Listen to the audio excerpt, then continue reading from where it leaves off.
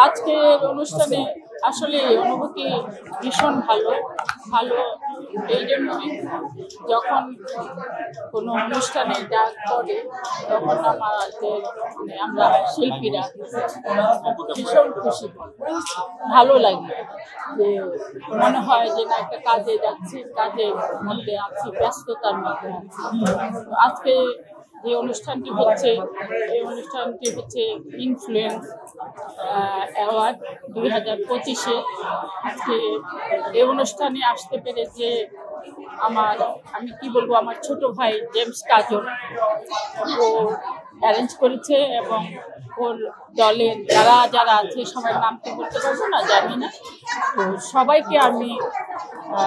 ধন্যবাদ দেব এবং তাদের জন্য দোয়া রইল আমি চাই তারা যেন প্রত্যেক বছরে মাসে না প্রত্যেক বছরে বছরে এই শিল্পীদের নিয়ে অ্যাওয়ার্ড ফাংশনগুলো করে ওদের স্বপ্ন পূরণে পাশে থাকতে পেরে আমরা গর্বিত। আরেকটা কথা হলো যে আমি বলতে চাচ্ছি যে শিল্পীরা যখন জীবিত থাকে এই অ্যাওয়ার্ড ফাংশনগুলো যেন তখনই সেই জীবিত শিল্পীদের হাতে দেওয়া হয় কারণ আমরা অনেকখানি দেখেছি মৃত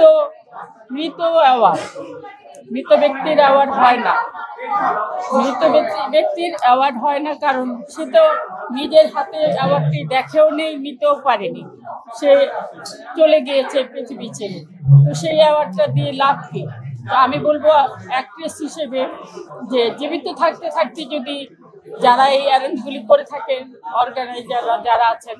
তারা যদি শিল্পীদের হাতে এই পুরস্কারটি দেন তারা অত্যন্ত খুশি হবে এবং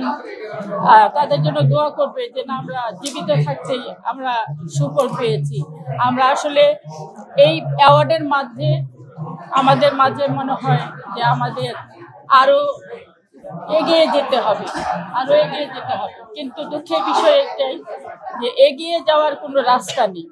অ্যাওয়ার্ড ঠিকই পাবো কিন্তু এগিয়ে যাওয়ার কোনো রাস্তা নেই কারণ এখন আমাদের এখানে আমাদেরকে নিয়ে কোনো ছবি হচ্ছে না যার জন্য আমরা যে ভালো কিছু কাজ করব আরো ভালো কিছু কাজ করতে চাই করব দর্শকদের দেখাতে চাই যে আমরা এখনো শেষ হয়ে যাইনি আমরা এখনো বেঁচে আছি আপনাদের ভালোবাসা নিয়ে আমরা ভালো কাজ যদি দেখাতে পারি এখন যদি ছবি আসে নতুন কোনো ছবি আসে তাহলে অবশ্যই আমি চেষ্টা করব